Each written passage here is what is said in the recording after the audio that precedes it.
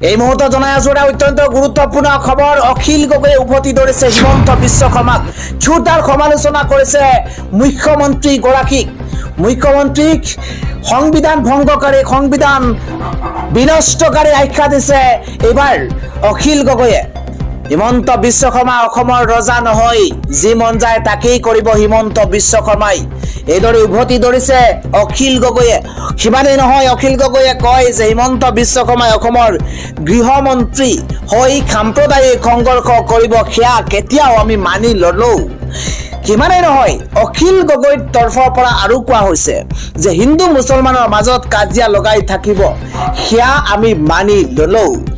অখিল গগৈৰ মতে হিমন্ত বিশ্ব শৰ্মাই হিন্দু আৰু মুছলমানৰ লগত কাজিয়া লগাই আছে, তাকেই উল্লেখ কৰিছে এইবাৰ অখিল গগৈয়ে। আৰু হিমন্ত বিশ্ব শৰ্মা এগৰাকী সংবিধান ভংগকাৰী বুলি উল্লেখ কৰিছে অখিল গগৈয়ে। কেৱল ইমানে স্তব্ধ হৈ থকা নাই, অখিল গগৈয়ে আৰু সমালোচনা কৰিছে হিমন্ত বিশ্ব শৰ্মাক। অখিল গগৈৰ তৰফৰ পৰা কোৱা হৈছে হিমন্ত বিশ্ব শৰ্মা এগৰাকী ষড়যন্ত্ৰকাৰী, হিমন্ত বিশ্ব শৰ্মা এগৰাকী আইন ভংগকাৰী বুলি মন্তব্য কৰিছে। কঠোৰ সমালোচনা কৰিছে এইবাৰ অখিল গগৈয়ে।